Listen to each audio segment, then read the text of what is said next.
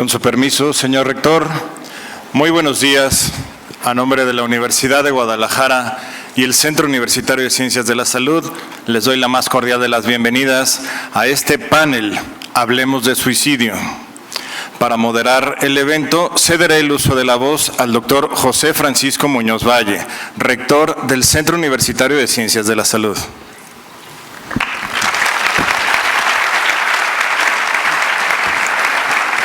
Gracias, muy buenos días, tengan todos ustedes. Para mí es un gusto estar el día de hoy aquí para poder hablar de un tema tan relevante precisamente como es la prevención del suicidio. Y bueno, me da mucho gusto tener el día de hoy aquí a este grupo de panelistas tan destacados que nos van a hablar acerca del tema. Y pues bueno, me voy a permitir en primera instancia poder hacer la presentación de cada uno de ellos y al final de leer su currículum les pediré un aplauso para cada uno de ellos. Bueno, en primera instancia está con nosotros la maestra Yadira Elizabeth Medina Ceja. Ella es licenciada en Psicología por la UNIVA y cursó la maestría en Terapia Familiar Sistémica por la misma institución.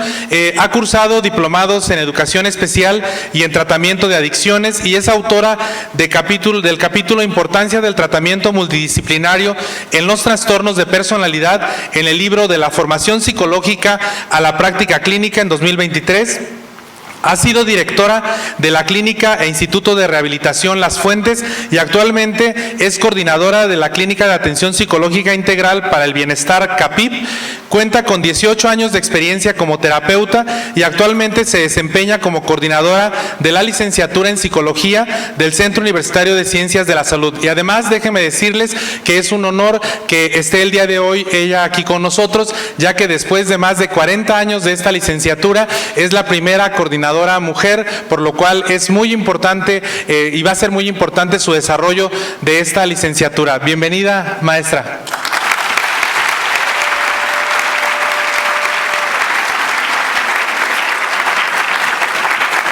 Bueno, está con nosotros también la maestra Virginia Gabriela Chiveste Ontiveros. Ella es licenciada en Trabajo Social por la Universidad de Guadalajara, por el Centro Universitario de Ciencias Sociales y Humanidades. Cuenta con maestría en Terapia Sistémica Familiar por el Instituto Jalisciense de Estudios Sistémicos y un diplomado en Salud Mental. Actualmente apoya actividades de trabajo social en el Centro de Salud de Atotonilco, El Alto, Jalisco. Ha trabajado en la aplicación del programa asistencial Contigo el DIF, en DIF Jalisco, y como trabajadora social en el DIF de Zapotlán del Rey, Jalisco, y también ha colaborado en el módulo de salud mental en Atotonilco El Alto, en salubridad, y en el ámbito docente ha capacitado a personal de salud en la jurisdicción de La Barca, Jalisco. Bienvenida, maestra.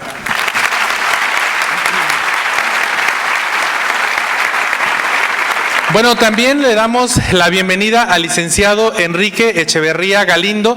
Él es licenciado en Derecho por la Universidad de Guadalajara. Ha trabajado como coordinador jurídico en el DIF de Atotonilco, Jalisco y de Ayotlán, Jalisco.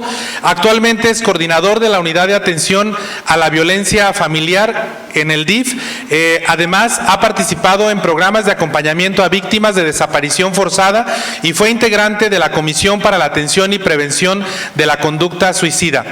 Cuenta con un diplomado en Orientación Familiar por el DIF Jalisco y es responsable del taller interactivo El Buen Trato en Familia, Estrategia de Prevención de la Violencia Familiar desde 2019 a la fecha. Bienvenido, licenciado.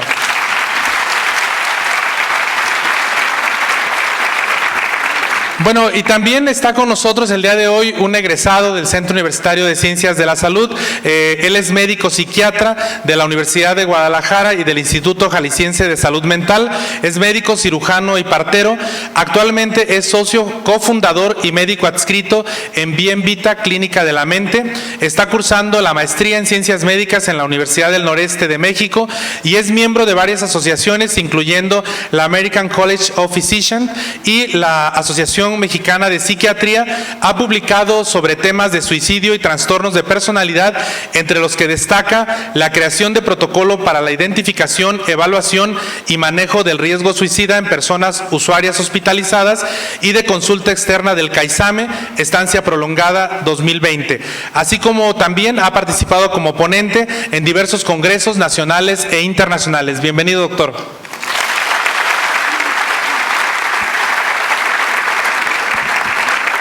Bueno, entonces vamos a iniciar este panel de manera particular. Y vamos a hablar directamente de un tema tan relevante que es el suicidio. De tal manera que el día de hoy vamos a hablar del suicidio, por lo cual les agradezco a todos nuestros panelistas. Y bueno, les voy a brevemente nada más a mencionar que en este panel la intención es sensibilizar y comprender el tema del suicidio desde distintas disciplinas. Y bueno, se propone que cada uno de ustedes tenga una intervención de 1 a 2 minutos. Y bueno, y en primera instancia vamos a poner en la mesa preguntas importantes que pueden contestarlas cada uno de ustedes. Quien desee contestarlas lo puede hacer. La primera sería, en particular, ¿cuáles serían algunos aspectos clave sobre el suicidio que debemos de tener claro todas las personas? No sé quién quiera iniciar de ustedes. Adelante, doctor.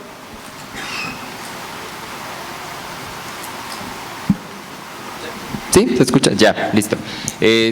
Bueno, pues creo que como un problema de salud mental tenemos que ver el suicidio, ¿no? No solamente es un problema de salud mental, sino que también es un problema de salud pública que hoy por hoy va en aumento. Justo el día de ayer visualizaba la publicación que hizo el INEGI este año y el aumento dramático que tuvimos de suicidios consumados y registrados en el país fue sumamente alarmante. El año 2023 fue el año donde más tasa por cada 100,000 habitantes encontramos de suicidio y desafortunadamente encontramos que sigue como prevaleciendo que los hombres logran más suicidarse que las mujeres, desafortunadamente, y por supuesto también los grupos etarios, y eso claro que es un problema grave de salud pública. Claro, y sobre todo es un problema tan importante del saber también por qué es más frecuente directamente en los hombres, que realmente hasta la fecha, pues bueno, no se ha definido con toda claridad. Sin embargo, es un dato que es importante y que debemos de valorar. Otra cosa importante también es qué estadísticas tenemos actualmente sobre el suicidio en nuestra sociedad. ¿Qué es lo que nosotros sabemos de cuántos casos hay, cuál es la relevancia, cómo nos encontramos desde a nivel mundial en el país y obviamente en el Estado? Muy bien. ¿Se me escucha? Si no le prestas. Ya, ahora sí. Bien, bien. Sí. Ok, pues a nivel mundial estamos hablando que hay aproximadamente 800,000 o un poco más de personas que se han suicidado. Esto equivale a en el mundo que se suicide una persona cada 40 segundos. ¿Sí? ¿Por qué es importante tener la estadística? Bueno, porque nos va marcando qué es lo que está sucediendo, por qué está sucediendo y qué es lo que nosotros como individuos de manera personal o como profesionistas o de manera institucional, qué está sucediendo, ¿no? Y yo creo que sobre la marcha vamos a ir hablando justo qué es lo que está sucediendo. Hablando a nivel mundial, esta es la cifra que se está manejando. Sí, y sobre todo también algo que vale la pena mencionar es que, bueno, Jalisco realmente ocupa un lugar importante en el caso de suicidios y bueno, y creo que esto nos compromete a todos, tanto a las instituciones, a las universidades y a todos en general, a involucrarnos en un tema tan importante en el cual debemos de enfrentar, pero sobre todo en el cual debemos de ayudar y debemos de estar preparados, ¿no? Y en ese, sí, adelante, doctor. Sí, bueno, ok, gracias. También es importante considerar que estamos hablando que es el segundo caso, o más bien la segunda causa de muerte, ¿no? Tristemente estamos hablando de estadísticas donde las personas que más lo intentan o lo hacen, pues es de 15 a 29 años, que es la edad que la mayoría de las personas que están aquí en este foro, pues tienen, ¿no? Donde se tiene más juventud, es una edad proactiva, donde se pueden realizar muchos aspectos importantes a nivel personal, profesional, familiar, y tristemente pues son son los casos que se están reportando donde hay este intento o el suicidio consumado como tal. Entonces sí es una alerta importante para nosotros, para poder apoyar no solo en la cuestión de intervención, sino también en la prevención, ¿no? Y en el apoyo posterior a cuando existe una ideación, un intento. Claro, y precisamente por eso toca usted un tema muy relevante, maestra, en el sentido de que es la razón del por qué las universidades debemos de estar ampliamente involucradas en estos temas. Adelante, licenciado. Sí, mencionarles que, bueno, el suicidio causa más muertes incluso que las mismas guerras, de acuerdo a las tasas e índices, y siendo los estados de Chihuahua, Yucatán, Campeche y Aguascalientes en México los que tienen las tasas más altas de este fenómeno. Sí, perdón. Y una de las preguntas es ¿por qué los caballeros se suicidan más que las mujeres, no? Eso es interesante. Bueno, hay dos puntos que nosotros desde la experiencia lo vemos. Primero, las mujeres somos un poco más abiertas a poder dialogar, ¿sí? Si sabemos que un factor es la depresión mayor, acuérdense que muchas veces se han invalidado las emociones en los caballeros, que no tienen por qué sentir, que no tienen por qué llorar, que no tienen por qué, y en las mujeres no, a lo mejor se habla más, ¿sí? Y pedimos ayuda, pero también un factor fundamental es los métodos que se utilizan, ¿sí? Que justamente los hombres utilizan métodos que son letales, las pastillas, los plaguicidas, las armas de fuego, lanzarse de alturas, o sea, es mucho más, y las mujeres son cortes, es ingesta de fármacos, ¿sí? Entonces, obviamente, siendo los métodos duros y siendo los métodos pues más letales, la tasa, aunque más mujeres lo intentan, más hombres consiguen el objetivo, ¿sí? Ese es un punto interesante.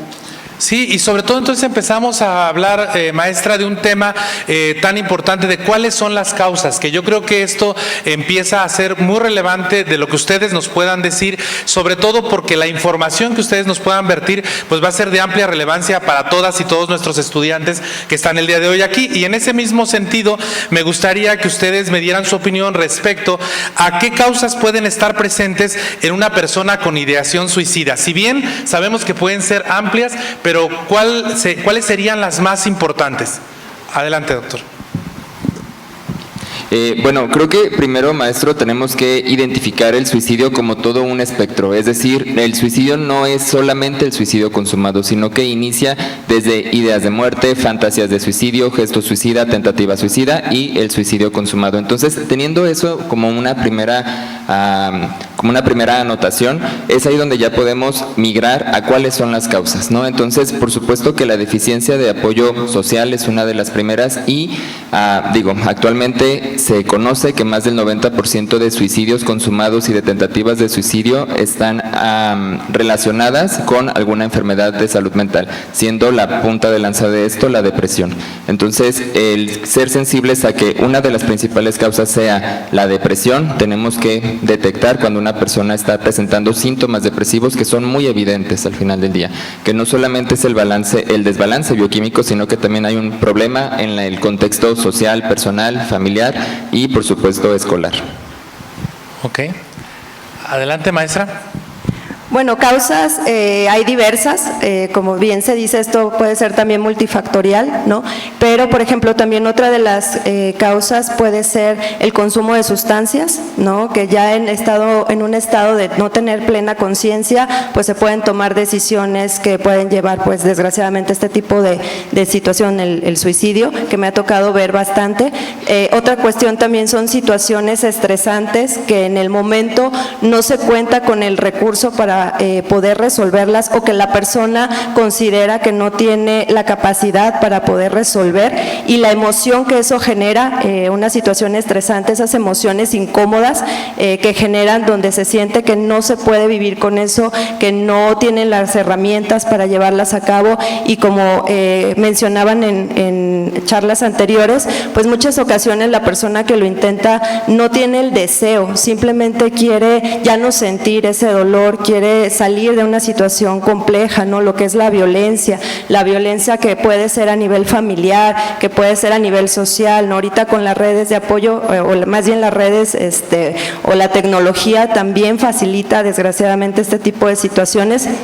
Entonces podemos hablar de diversas causas y que no importa si para algunas personas unas causas son mayores que otras, cada persona es diferente, lo vive de manera distinta, y ese respeto de nosotros como profesionistas de no minimizar, ¿no? A veces la situación, porque a veces decimos, ay, ni es para tanto, o ay, no aguanta nada, ¿no? O no volteamos a ver esas causas, algunas cuestiones familiares, decimos, se le va a pasar, es cuestión de la edad, ¿no? Entonces sí es importante revisar y respetar y acompañar a las personas con diversas causas que puedan presentar, que pueden llevar a tener, si a veces no el acto, por lo menos una ideación. Ok, sí, excelente. Adelante, licenciado. Bueno, sí, hablando de las violencias que dice aquí la maestra, pues yo como coordinador de unidades de atención a la violencia, que en Jalisco hay 63 actualmente, y que nos dedicamos a la atención y prevención de este fenómeno que es la violencia, pues hemos podido detectar que la enfermedad, por así decirlo, es los actos violentos, ya sea físicos, psicológicos o económicos o sexuales, y ya el suicidio vendría siendo ya el síntoma, ¿no? En este caso ya el que la persona no pueda ya resistir tanto dolor, pues la hace que tenga este tipo de conductas, y sobre todo no solo la violencia familiar, sino todas las violencias, ¿no? La escolar, que también se puede llegar a presentar, el hecho de que un alumno o alumna que venga a lo mejor de un municipio o de un lugar que no es el área metropolitana, pues le genera estos cambios, ¿no? El sentirse solo, sola, el no encajar en ocasiones en el grupo, pues también le puede llevar a cierto tipo de violencias, la misma violencia social, el panorama tan incierto que en ocasiones podemos llegar a vivir en nuestra comunidad o nuestra región o nuestro país, pues son detonantes, ¿no? Que también pueden influir en que se practique o se llegue a llevar los suicidios consumados. Ciertamente, y yo les decía, platicando de repente con compañeros o reuniones que he tenido, ¿no? Que en mi experiencia, y creo que a ustedes también les pudo haber sucedido, que quieren respuestas muy puntuales, ¿no? ¿Cuáles son las causas? Y ya a mí la respuesta era, es multifactorial, y yo les decía, pues me dices todo y me dices nada, ¿no? Entonces a ver, hay que ver realmente qué es lo que está sucediendo, y en el módulo donde yo trabajo de salud mental, cuando tengo justo el apoyo a las personas que lo han intentado, me dicen, como comentaban ahorita, que no es propiamente que me quiero matar, es que no tengo justo el recurso emocional para poder enfrentar los problemas. Yo de repente tengo grupos en los cuales les digo, el problema no es el problema es la manera en cómo abordamos el problema. Parece trabalenguas, pero creo que es claro, ¿no? Entre más herramientas tengas tú, más habilidades tengas tú de comunicación, más habilidades afectivas, más habilidades familiares, etcétera, etcétera, pues va a estar menos presente la idea, porque tienes recursos de quien tú puedes apoyarte, incluyendo las redes, para decir, bueno, hay algo que puedo hacer que va más allá de nada más tomar la decisión de decir hasta aquí, ¿sí? Sí, y bueno, yo creo que tocan ustedes varios puntos que son sumamente relevantes, y también, bueno, algo que tenemos nosotros que tener muy claro es que si bien aquellas personas que tienen un intento de suicidio, el gran porcentaje es porque está relacionado con problemas de salud mental, también hay un porcentaje que no. En ese sentido, ese porcentaje que puede variar entre 20-30%, ¿cuáles son las causas más frecuentes, doctor? Es una pregunta que aún sigue sin responderse, ¿no? Que aún estamos haciendo estudios. Una de las que lo está haciendo más es la doctora María Oquendo en el Instituto Nacional de Salud Mental de Estados Unidos, porque ella habla de que en promedio entre el 8 y 10% no están asociados a ninguna enfermedad mental, y lo que ella ha encontrado hasta ahora, esto en Estados Unidos, son problemas económicos. ¿no? Problemas en seguridad de la vivienda, en seguridad alimentaria, en seguridad pública, y esas son las causas que ella ha encontrado como parte de detonantes del suicidio sin asociación a enfermedad mental. Sí, y esto es sumamente relevante porque entonces nos habla de que efectivamente podemos tener varios aspectos o podemos tener incluso enfermedades, pero el factor importante es tender a que nosotros podamos tener bienestar en la sociedad, y yo creo que para eso tenemos que estar trabajando todos los días, pues todas las instancias, las universidades, para poder generar pues esa empatía, ese bienestar en toda la población, que yo creo que eso es algo muy relevante. Y bueno, le preguntaría yo a la maestra Yadira, ¿cuáles son los factores psicológicos que incrementan el riesgo de suicidio?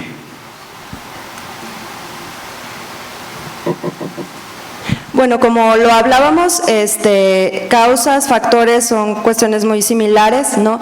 Existe, por ejemplo, también la parte de la violencia, que yo hablaba anteriormente.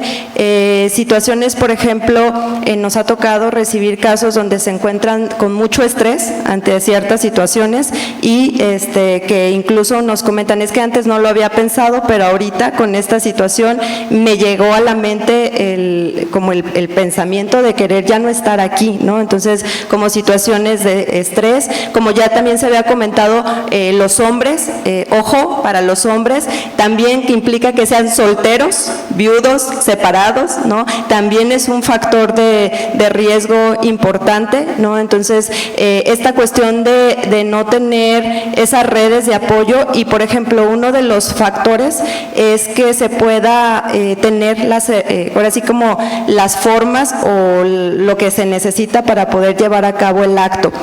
Por ejemplo, hay personas que ya tienen una ideación, que no es lo mismo que tengan una ideación en pensamientos como es mejor que yo ya no esté aquí, o ya no quiero vivir, o no tiene sentido la vida, a personas que ya tienen una ideación con un plan estructurado, ¿no? Entonces ya dicen, he estado guardando las pastillas que me dan, ¿no? O tengo ya no sé, una cuerda, o ya sé cuando papás no están, que ya estoy sola, que me puedo lastimar de esta manera. Entonces, el tener los recursos para poder intentarlo también es un factor alto de riesgo. Se juntan varias situaciones y bueno, desgraciadamente se puede llegar al acto, ¿no? A lo mejor yo tengo una depresión, tengo las pastillas para poder quitarme la vida, estoy solo o sola, o mi familia no está presente en ciertos aspectos. Hay muchos estudiantes que son foráneos, que viven solos, ¿no? Me pasó una situación estresante en la escuela, tuve alguna complicación con compañeros, con maestros, y todos esos factores ahora sí que se juntan, y entonces es cuando puede venir ese acto, ¿no? Ya sea que se consume o no, pero pues por eso es importante el poder revisar todos los pequeños detalles.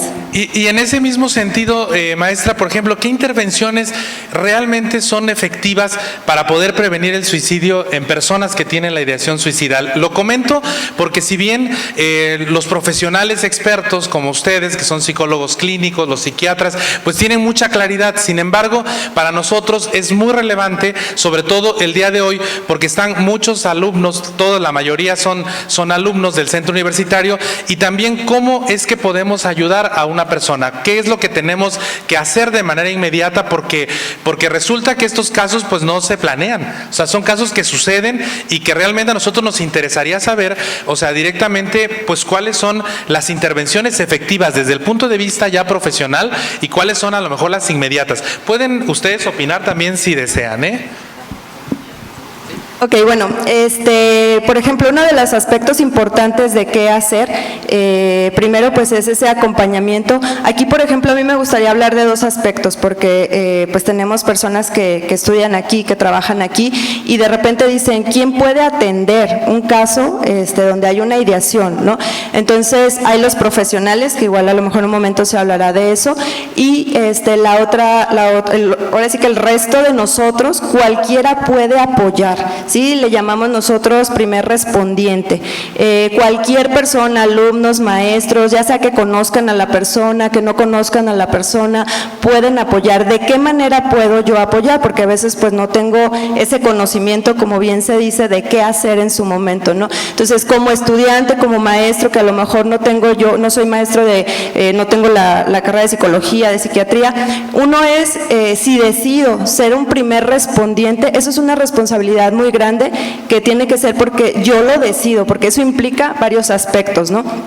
Si yo decido ser un primer respondiente, tengo que tener la intención de ayudar, y eso implica, por ejemplo, no decir voy a ayudarle 15 minutos porque ya tengo otra clase, o porque me está esperando el novio, o porque tengo alguna otra actividad. Si yo lo decido hacer, voy a acompañar a la persona, ¿sí?, hasta que pueda estar de una forma más estable. Lo voy a hacer con respeto, ¿sí?, con una escucha activa, porque también, la persona apenas está platicando cómo se siente y yo puedo estar con el teléfono viendo al otro que pasó, estando, distraído, y entonces no le damos como esa importancia o ese interés a la situación que está sucediendo, ¿no? Entonces tiene que ser una escucha activa y también tener como esos aspectos de a dónde yo puedo derivar, porque a lo mejor ya estoy acompañando, ya estoy apoyando, pero ¿y qué hago?, ¿no? Entonces, para las personas que estamos aquí en Cooks, afortunadamente tenemos una ruta de derivación interna.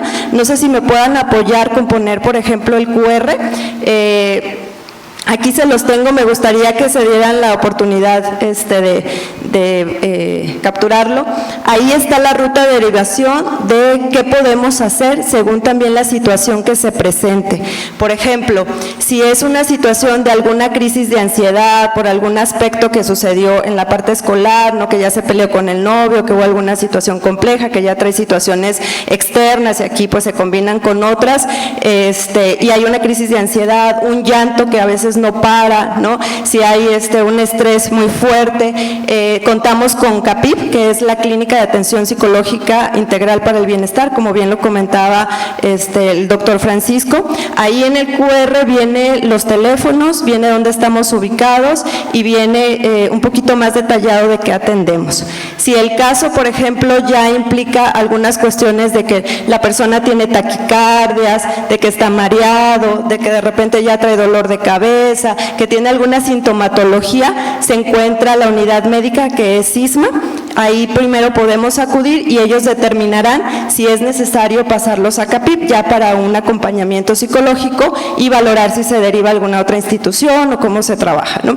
Está también la parte de protección civil. Ellos se encargan ya de situaciones un poquito más complejas, por ejemplo, si hay alguien que se quiera aventar, ¿no?, o lanzar de un edificio, si por ejemplo yo estoy en el baño y veo una persona que se corta donde ya hay sangre, o sea, cuestiones ya un poquito más complejas, bueno, contamos con protección civil. Y por último está la unidad de primer contacto, que ahí también ya es cuando somos testigos de que hay algún tipo de violencia, que a lo mejor también esa violencia esté incitando a la persona a tener esa ideación o a tratar de quitarse la vida, ¿no? Entonces, esta ruta de derivación la hemos estado construyendo desde ya 2 años para tener como claridad, porque de repente si cualquier caso llegaba a un punto en específico y bueno, se tiene que contar con un equipo multidisciplinario dependiendo la situación, ¿no? Entonces, eso es cuando es aquí directamente en la universidad. Cuando se está por fuera hay líneas, también está el otro QR, donde se puede pedir apoyo psicológico 24/7, que es el 075, el 911, ¿no?, para que se dé ese acompañamiento y bueno, pues yo simplemente estar presente, ¿no?, hasta que baje la crisis. Sí, yo creo que aquí se toca un tema muy relevante en el sentido de que teníamos que tener una ruta de hacia dónde dirigirlos, ¿no? Y como bien decía la maestra, un factor pues importante es que al inicio no teníamos hacia dónde, entonces pues obviamente casos como este llegaban obviamente a las oficinas, a los departamentos, a las divisiones, a la propia rectoría, pero no todos somos psicólogos, todos aprendemos de los psicólogos, pero no somos psicólogos y teníamos que tener de alguna manera una ruta para poder de alguna manera favorecer y apoyar de una manera más efectiva. Adelante, doctor. Creo que abonando a lo que nos comenta ya la maestra, es muy importante saber cómo estoy entrando a esa red de apoyo. Estoy entrando como un primer respondiente, pero también hay que diferenciar los tipos de redes de apoyo que hay, ¿no? Entonces, una red de apoyo, a grosso, se puede dividir en lo social, lo familiar y lo profesional. Entonces, yo como una red de apoyo social puedo entrar como un primer respondiente, pero eso no me impide que voy a activar las siguientes redes de apoyo, es decir, voy a derivar a las unidades de derivación interna y también voy a contactar a la familia para asegurarme. El objetivo de ser un primer respondiente siempre va a ser que la persona vuelva a un estado de seguridad. Entonces, acompañarla de forma continua hasta que la persona pueda llegar a ese estado de seguridad. Esa es una labor que nos toca como un primer respondiente y, por supuesto, como una red de apoyo social. Claro, y sobre todo algo bien importante que acaban de decir, o sea, realmente es comprometerse con las personas, y cuando decimos comprometernos con las personas, es decir, estar con ellos hasta que estén bien, o sea, y no 15 minutos, 10 minutos y luego me voy y ahí lo dejo y entonces o le paso el teléfono a otro y hay que se encargue el otro que tampoco tiene como la claridad en cómo hacerlo. Entonces, creo que aquí estamos hablando de un compromiso pues súper relevante, y por esa razón es importante tener las diferentes perspectivas desde el área profesional, psicológica, médica, desde el área legal y obviamente desde el área también de trabajo social y comunitario, ¿no? Adelante. Sí, nada más quería agregar que en muchas ocasiones pues lo que podemos aprender en estos paneles, en los foros o en algunos talleres que nos puedan brindar, pues es conocimiento que enriquece y da poder, pero en ocasiones pues no lo traemos al dedillo, se nos olvida, ¿no? O sea, a lo mejor todos ya recordaron todas las instituciones que dijo Yad y yo algunas me acuerdo, pero sí decirles que el que ustedes estén de manera empática, con la voluntad de ayudar a una persona que esté con las ideaciones o con estas intenciones de quitarse la vida, pero que tengas las herramientas, y si no las tienes en el momento tan legibles o que no recuerdes, por ejemplo, pues ya la telefonía, los teléfonos casi todos ya son más inteligentes, ¿no? Que a veces uno, puedes meterte, hay páginas como Salme, que no quiero tampoco pues abordar lo que mis compañeros les pudieran platicar, pero ahí pueden ustedes descargar links, hay trípticos, hay videos en donde a ti te dan ese conocimiento para ser ya sea el primer respondiente o que sepas a dónde derivar, porque luego de repente manda uno a la gente desde tu escritorio, pero no te consta que lleguen. A veces uno le dice, vaya a tal lugar, por ejemplo en casos de violencia o de cuestiones psiquiátricas, puedes tú decirle, mire, lo recomiendo con el doctor Manuel o con la licenciada Vicky o que le atienda la psicóloga, pero muchas veces no tenemos ese seguimiento, no sabemos si la gente sí llegó o hubo otras circunstancias que le hicieron detenerse en el camino y que puede pues cometer el suicidio.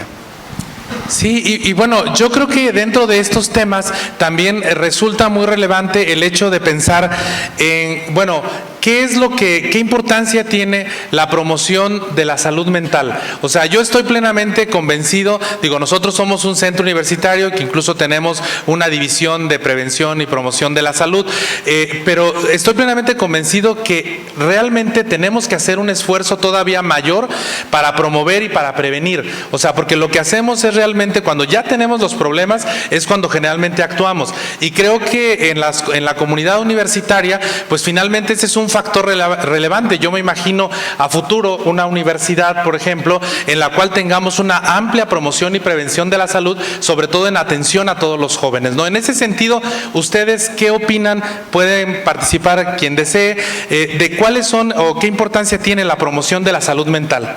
Adelante, maestra. Pues sí, definitivamente es básica, ¿no? Como dicen, en el área de la salud es mejor prevenir, ¿sí?, que curar. Entonces, aquí hablamos mucho de tener habilidades. Dices tú, sí, pero ¿y las habilidades dónde las adquiero, no?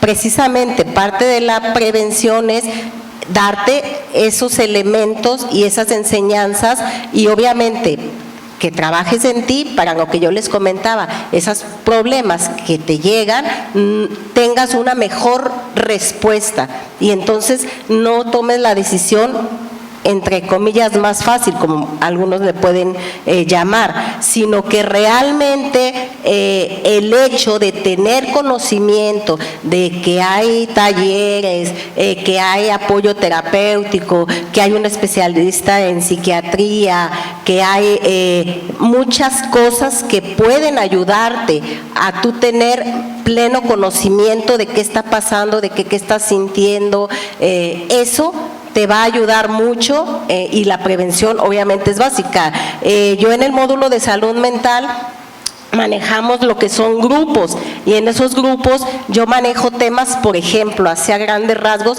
que es la salud mental, cómo las creencias afectan tu salud mental, qué es la depresión, qué es la ansiedad, el ciclo vital de vida, lo que tiene que ver con dependencia, y ya después se manejan situaciones como inteligencia emocional, comunicación, o sea, hay muchas cosas que realmente podemos hacer, pero yo les comento, en esto como en muchas cosas, independientemente estés en lo particular, en una institución, tienes que vender, ¿sí? Yo tengo que vender, yo tengo que estar convencido de mi producto, yo tengo que ser congruente con lo que estoy diciendo y entonces pues se tiene que trabajar y eso es parte de la prevención, porque sí, podemos llegar y atender a alguien que ya está en una crisis muy grande o que ya tiene un gran problema cuando pudiésemos haberlo evitado.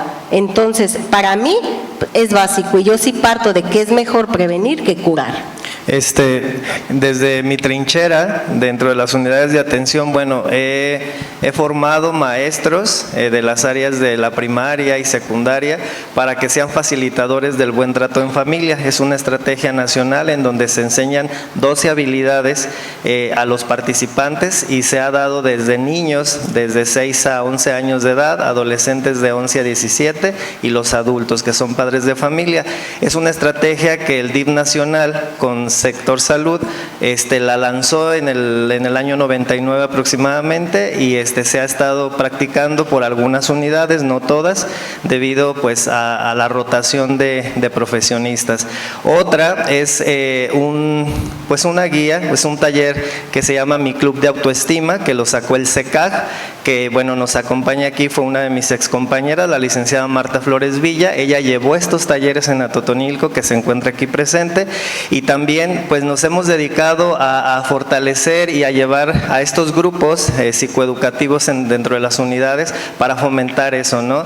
El autocuidado, el quererse, el saber cómo expresar sus emociones. Y recientemente, que también nos acompaña Rosy Lara, que aquí está, con la cuestión de la tanatología, hemos podido hacer ahí un match con médico psiquiatra que viene desde Colombia, en donde también trabajamos esta parte de los duelos, de la tanatología, que también es vital tratar para evitar eso, ¿no? La conducta suicida. Entonces, en esas 3 esferas, en la crianza resiliente, en lo que es una crianza humanizada, el empatizar, pues hemos nosotros, pues desde esa trinchera, empezar a educar, ¿no? A esta cultura de cuidarte, de quererte, de apreciar tu vida y sobre todo de que no se quite el color de la vida, ¿no? Tener un sentido de vida como tal.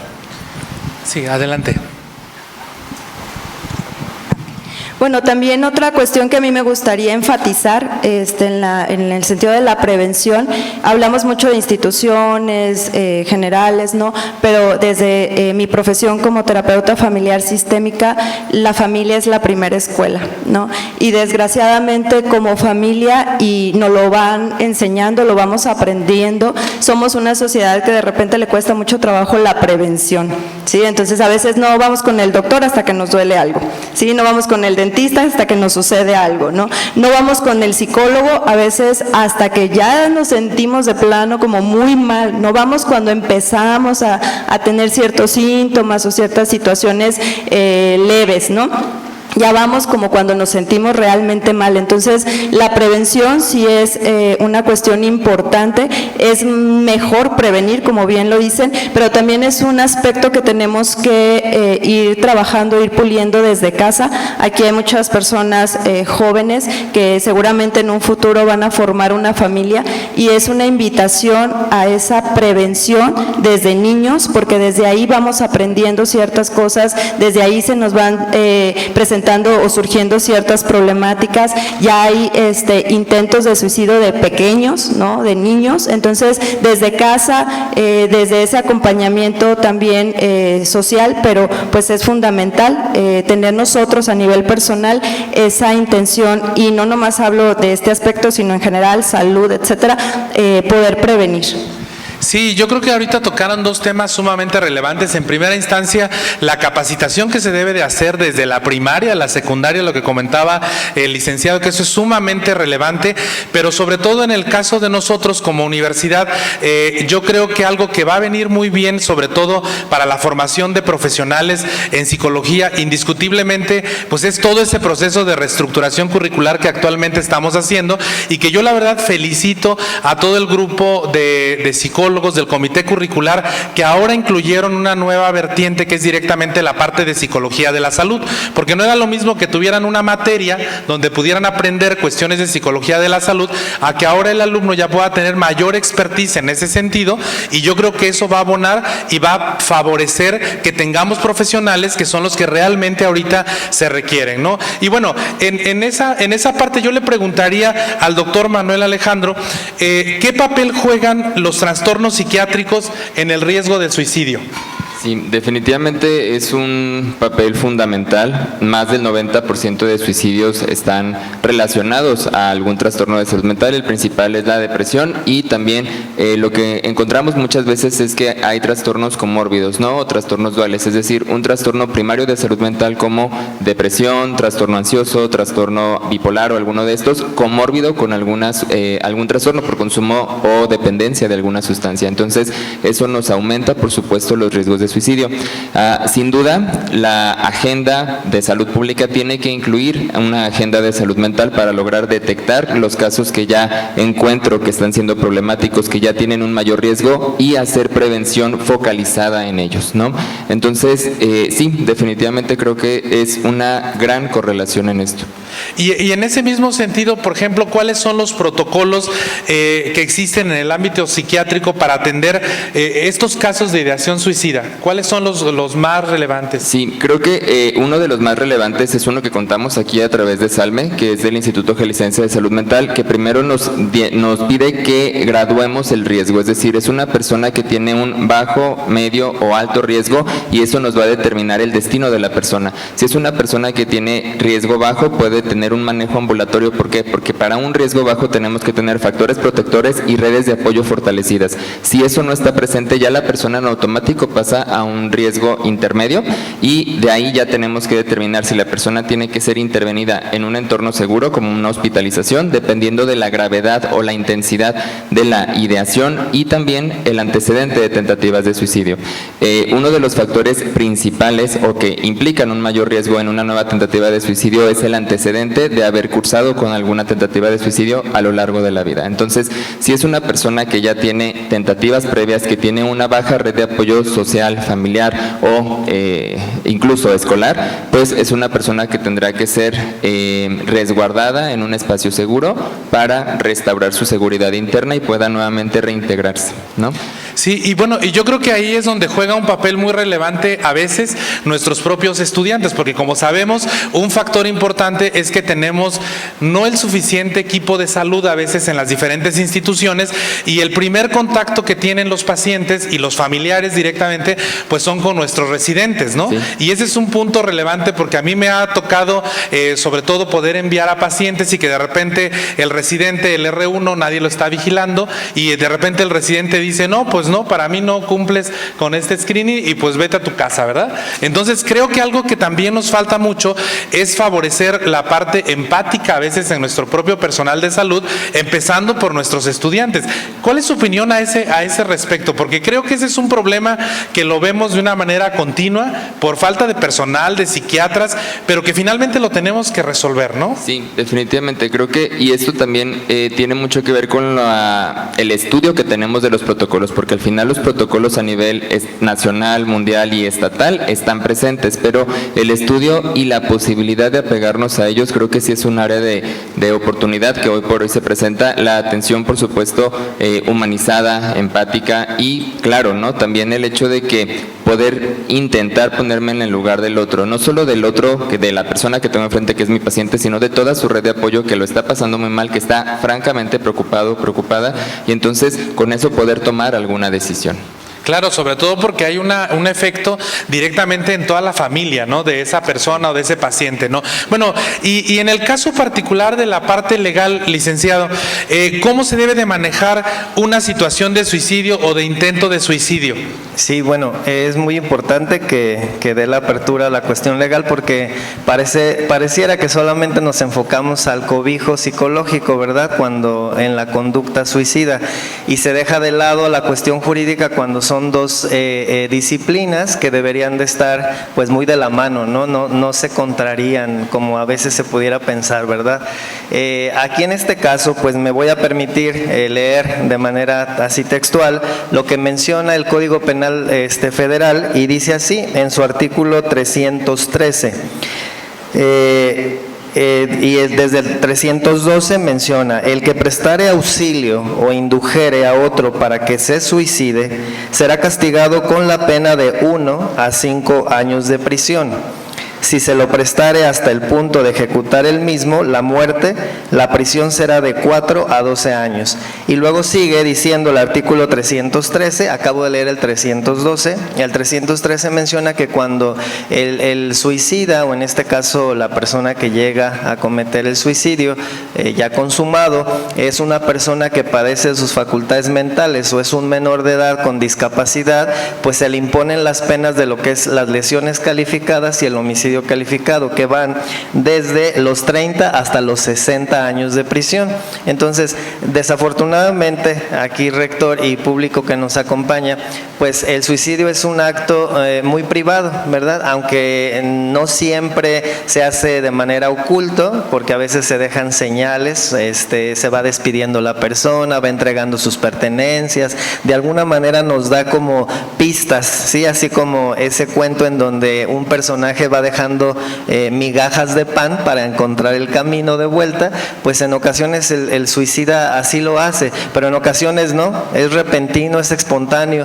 Entonces aquí el Código Penal Federal o la legislación mexicana solamente encuadra como delito a quien ayude, a quien coopere, a quien induzca, pero en realidad, a diferencia de otros delitos como el homicidio, como el robo, como el secuestro, el suicidio en México es impune. O sea, en esa premisa en la que nosotros tenemos el derecho universal de la vida, porque todos tenemos derecho a vivir, ya sea una vida digna, una vida con elementos que favorezcan el bienestar y la salud, no solo física sino mental, pues también tenemos la libertad en su momento dado de quitárnosla, ¿sí? Entonces, hace falta que se trabaje con estas disciplinas que estamos aquí como panelistas, la psiquiatría, la cuestión social, la cuestión psicológica y las leyes, para que hagan una legislación más tropicalizada a lo que es el delito como tal, y que no tanto que haya sanciones, sino que se establezcan las características que se van a recomendar en esta acción. Por ejemplo, si bien es cierto, cuando una persona no consume o no consuma el acto de suicidarse o quitarse la vida, pues se le recomienda que vaya a terapia psicológica, ya sea institucional o privada, que su núcleo familiar también acuda a una terapia a lo mejor familiar, pero no está legislado. La gente lo hace por recomendación psiquiátrica o de trabajo social o psicológica, pero a diferencia de la violencia como tal, en donde si una persona es el actor, o en este caso el que agrede, el agresor o agresora, si se denuncia de manera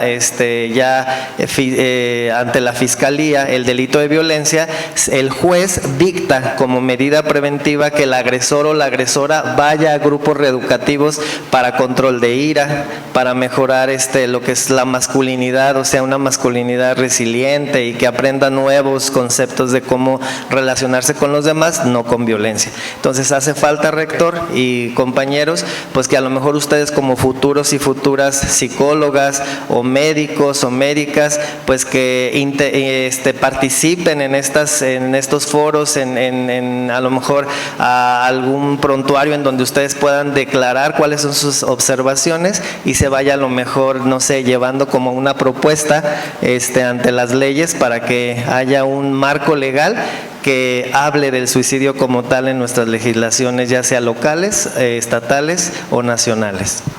Sí, bueno, como sabemos bien, bueno, esta es una problemática que tenemos que enfrentarla desde diferentes trincheras, ¿no? Y en ese mismo sentido, en el caso particular del trabajo social, ¿quiénes son las personas, maestra Virginia, quiénes son las personas que pueden intervenir en estos casos de intento suicidio desde el área de trabajo social? Bien, les comentaba que yo estoy en un módulo de salud mental, ¿sí? Que depende de Salme, pero está en Atotonilco. Ahí tenemos, o se debe de tener la estructura que es el psiquiatra, psicólogo, trabajador social y enfermero. Y desde ese punto de vista, en el ámbito del área social, a mí me compete hacer el triage, ¿sí? Que es el que evalúa, paradójicamente, porque se supondría que una psicóloga tendría que estar en ese cargo, pero bueno, hablando de cómo está diseñando el sistema, la trabajadora social es la que determina cuando llega una persona con intento, cuando llegan familiares de alguien que ya murió, y entonces se hace una entrevista, yo digo que es básica, la entrevista diagnóstica, porque a partir de ahí cada uno de nosotros pues somos individuales. Entonces, el hecho de que cada uno de ustedes piense en el suicidio, tienes que ver toda su historia, su desarrollo, qué habilidades tienes, qué redes, qué hacemos nosotros, dependiendo de lo que vemos, ya determinamos si se va a psicología, si se va a psiquiatría, si se hace, en este caso, si es una situación que está violentada y por eso se quiso matar, nos coordinamos con la UABI. Entonces, ¿qué es lo que se hace? Se hace gestión, ¿sí? Se hace coordinación, se hace parte de la promoción, la prevención.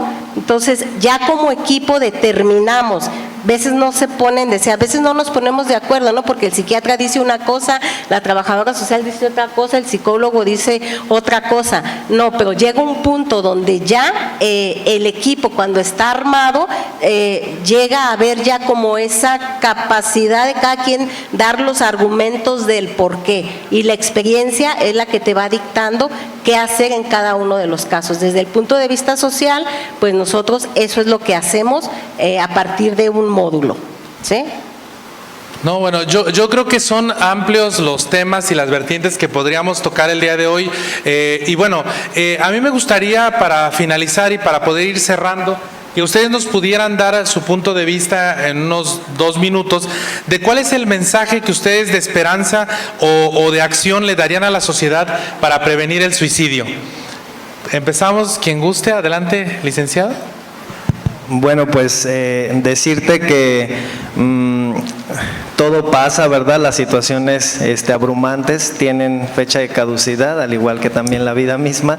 Y decirte que también, bueno, el suicidio es una solución definitiva a un problema temporal, ¿sí? El suicidio es una pues solución definitiva a un problema que puede tener arreglo, ¿no? Desde una situación en donde nos comentaban aquí nuestros panelistas de inmenso dolor, de que ya no soportas esa situación, llámesele violencia, estrés, depresión, cuestiones psiquiátricas, pues son situaciones que pueden tratarse. Hoy en día hay mucha ayuda, hay mucho apoyo, entonces mi esperanza es que en un futuro, en unión de todas las disciplinas y sobre todo apoyados por, en este caso, universidades que se preocupan, le felicito por hacer estos paneles, por hablar del tema como tal, para que no pase desapercibido no solo este tema, sino muchos otros que también son parte de la salud pública. Pues mi esperanza es eso, ¿no? Que sigamos reunirnos, estar formando este tipo de eventos y que en un futuro podamos pues a lo mejor tener las instituciones, los profesionistas y las leyes y los protocolos médicos en una misma sintonía, en donde todos trabajemos a la par bajo el bien común que es el cuidado de nuestra vida. Gracias. Sí, sobre todo un dato muy importante es que recordemos de una manera frecuente que seguir generando una cultura en la prevención del suicidio, ¿no? Porque a veces lo que sucede muy frecuentemente es que nos acordamos en septiembre, pero se nos olvida ya en octubre, noviembre y diciembre con el pavo menos, ¿verdad? O sea, entonces yo creo que las instituciones debemos de manera continua estar insistiendo en estos temas, estar formando a todas las personas y que si bien pues nuestros alumnos todos los días tienen clases, pues el día de hoy se den 1 hora y media para escuchar acerca de la prevención del suicidio, porque a veces son los que pueden estar más cerca de un caso, o sea, más cerca de un caso por su entorno y por el entorno en el que estamos, en el propio centro y en la propia comunidad universitaria. Adelante, maestra. Bueno, de mi parte, pues creo que ya hay varios mensajes que para mí me generan esperanza en el aspecto de que ya se tiene un poquito más de información, de educación, de apoyo, ¿no? Y que yo veo que, por ejemplo, una de las cuestiones que he estado revisando en estos años que he estado en la clínica, es que, por ejemplo, ya vemos más personas o ya hay más personas de medicina, de enfermería, que de repente les costaba más trabajo pedir ayuda, ¿no? Que se acercan a solicitar el apoyo, y creo que eso es algo relevante, porque ya no estamos tan cuadrados o no tenemos esas etiquetas de que tú vas al psicólogo porque estás loco o tú vas al psiquiatra porque estás loco, sino que ya tenemos más apertura y eso nos permite poder acompañar, prevenir, intervenir, ¿no? A las personas que nos dedicamos a la clínica, ¿no? El que se acerquen ustedes y pidan ese apoyo y sepan que no están solos y que hay un acompañamiento y que nos interesa su bienestar, porque son los futuros profesionistas, ¿no? Y necesitamos profesionistas que también se encuentren bien de salud, ¿no? Porque a veces nos preocupamos por la salud de los demás, pero no nos preocupamos por la propia, ¿no? Entonces, para mí ese es un mensaje esperanzador, que ya se están acercando más ahora sí que carreras que les costaba un poquito más de trabajo reconocer y pedir la ayuda. Sí, sobre todo un dato creo que muy importante es que los profesionales, sobre todo en particular de la psicología, pues tienen que tender más hacia ese enfoque clínico, porque es una realidad sumamente relevante que sean más clínicos, que sepan más de psicología de la salud, que realmente puedan enfrentar los siguientes 30 años que vamos a tener finalmente este crecimiento tan relevante en problemas de salud mental, y nos tenemos las universidades que preparar para eso, y yo creo que todos tenemos que estar conscientes de lo que necesitamos y del tipo de profesionales que tenemos que formar, porque no es un solo problema nada más aquí en el CUC, sino también tenemos un problema serio, por ejemplo, de salud mental a veces entre los propios estudiantes, médicos, residentes, que están todo el día en los hospitales a deshoras, aguantando a los adscritos, más los pacientes, más todo lo demás. Entonces realmente es una situación compleja, ¿no? Y creo que es algo que tenemos que abordar y que tenemos que tocar, y que en algún momento también va a ser muy conveniente hacer un panel de cómo podemos resolver o cómo podemos al menos dar situaciones de esperanza para todas esas personas o todos esos profesionales que a veces pues no lo vemos así, vemos al que queremos ayudar, pero no nos vemos a nosotros mismos, ¿no? Y ese es un punto importante. Adelante, sí, maestra. Justamente eso es básico. Para mí es primero saber qué pasa conmigo, ¿no? Ya independientemente de que quieras ayudar o no quieras ayudar a alguien más, es sí querer ayudarte a ti mismo. ¿Quién eres? ¿Hacia dónde vas? ¿Cuál te conoces? ¿Cuáles son tus límites? ¿Sí? Tus alcances, tus limitaciones, porque después incluso socialmente, profesionalmente hay muchas exigencias y nosotros queremos cumplirlas. Y entonces es cuando entramos en muchas situaciones de frustración, en muchas situaciones de desgano, en muchas situaciones de enojo, ¿sí? Y entonces y pretender cumplir las expectativas de los demás, nos dejamos llevar y terminamos sintiendo que no somos nada, que no vamos hacia donde queremos, que no somos o muchas veces suficientes por no seguir una línea que me están solicitando. Entonces, para mí lo básico e independientemente de que haya instituciones que nos puedan ayudar, si hablamos de que el hogar es la primera de las instituciones, nos quejamos de cómo está la comunidad, de cómo está la sociedad, de cómo está el mundo, pero si volteamos a nuestro núcleo principal, yo creo que tendríamos que empezar por ahí, ¿no? Tanto en nuestro contexto, con nuestra gente o nosotros mismos. Hay que movernos para que se muevan los demás.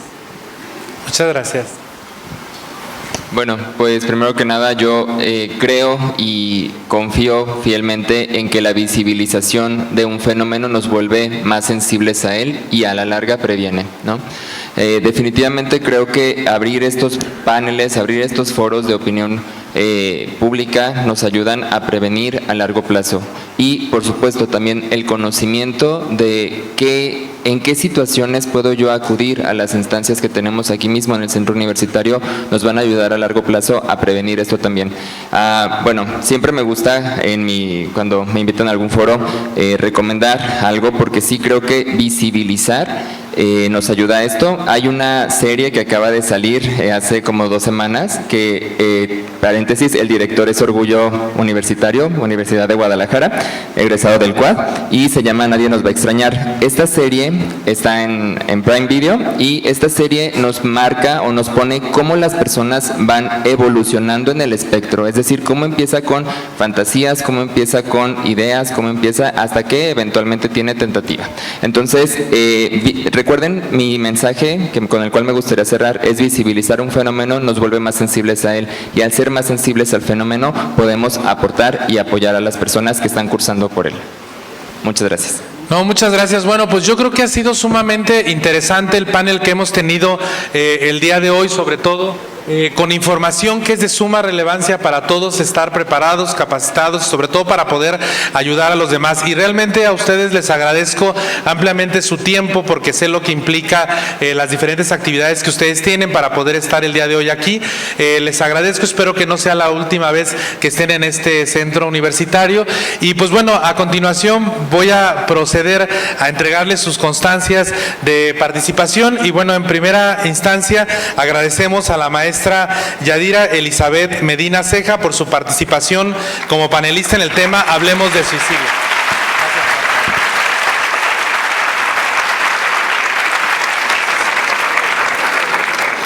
Bueno, también a la maestra Virginia Gabriela Echiveste Ontiveros. Muchas gracias, maestra.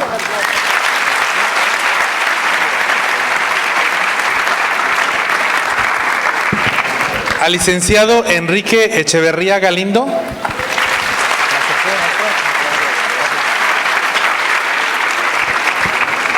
Y al doctor Manuel Alejandro López Sandoval, muchas gracias también. Gracias. Muchas gracias. Y bueno, a todas y a todos ustedes agradecerles por acompañarnos el día de hoy a este panel, hablemos del suicidio, y yo creo que esto es simplemente abrir la puerta para de alguna manera poder tocar estos temas mucho más frecuente con panelistas como tuvimos el día de hoy de lujo, y bueno, esperemos que todos nos llevemos una reflexión precisamente para cómo seguir y continuar ayudando a los demás y favorecer la generación del bienestar pues en toda nuestra población y nuestra comunidad universitaria. Muchas gracias. Para finalizar, también vamos a extender la presente constancia al doctor José Francisco Muñoz Valle por su participación como moderador en el panel Hablemos de Suicidio. Muchísimas gracias, doctor.